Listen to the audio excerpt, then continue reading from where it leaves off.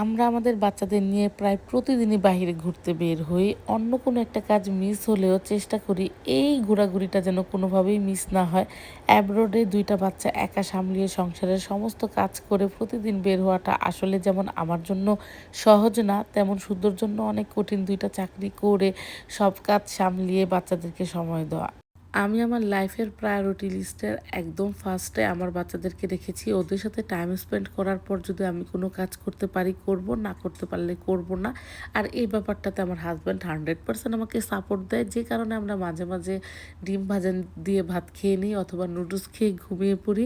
But সেটা নিয়ে আমাদের কোনো আফসোস নেই। বাট আমরা চেষ্টা করি যেন বাচ্চাদের সাথে ঘোরাঘুরিটা আমরা করতে পারি। আমি যখন আমার ছোটবেলাটা কল্পনা করি, কত মধুর সুন্দর, সুন্দর স্মৃতি আমার মেমোরিতে ঘোরে। ছোটবেলায় কাজিনদের সাথে বড় হওয়া, নানা বাড়িতে ঘুরতে যাওয়া, নানার সাথে মাছ ধরতে যাওয়া, দাদা বাড়িতে ঘুরতে যাওয়া, আম কাঁঠালের সিজনে নৌকায় চড়া, দাদার সাথে বক ধরা, এরকম আরও অনেক স্মৃতি আমার মাথায় ঘোরে। কিন্তু এগুলো কি আমি আমার বাচ্চাদেরকে দিতে পারি? এখানে ওরা নানা, নানি, দাদা, দাদি সবার আদর ছাড়া শুধুমাত্র বাবা, মা আমাদের ভরসায় বড় হচ্ছে। তো আমি চেষ্টা করি আমাদের মধ্যেই যতটুকু বেস্টভাবে ওদেরকে টাইম দেয়া যায় সেটা আমি দিতে চেষ্টা করি। তো প্রতিদিনই একটু শীতকাল তো কোথাও তো যাওয়া যায় না, শপিং মলে নিয়ে আসি। এই প্লাজাতে একটু ঘোরাঘুরি করে, বাহিরে একটু খায়। ও একটু ফ্রেঞ্চ ফ্রাই খায়, স্টার আবার ওর থেকে একটু খাবার নেয়। এই যে ছোটোবেলার এই খুনসুটি, এই স্মৃতিগুলোই কিন্তু ওদের মাথায় থাকবে এবং ওরা কিন্তু ভীষণ খুশি হয়।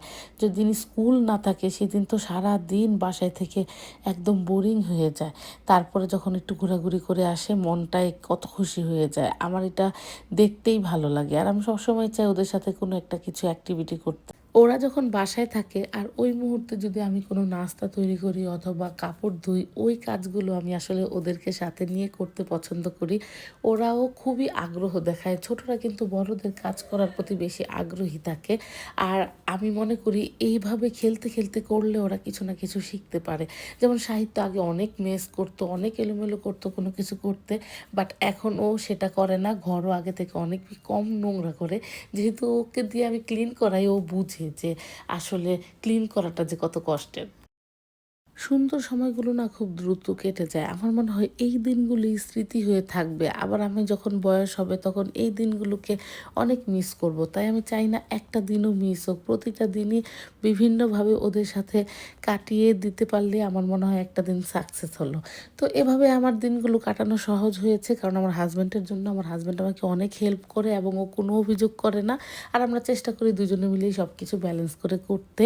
আর দুজনের মানসিকতা এক হলে এই জিনিসটা আসলে সম্ভব। যেহেতু এই ব্যাপারে আমরা দুজন একরকম করে চিন্তা করি, সে কারণে আরো সুন্দর করে ব্যালেন্স করতে পারতেছি। তো সবাই আমাদের জন্য দোয়া করবেন, ভালো থাকবেন। আজকে এখানেই সবাইকে জানাচ্ছি আল্লাহ হাফেজ।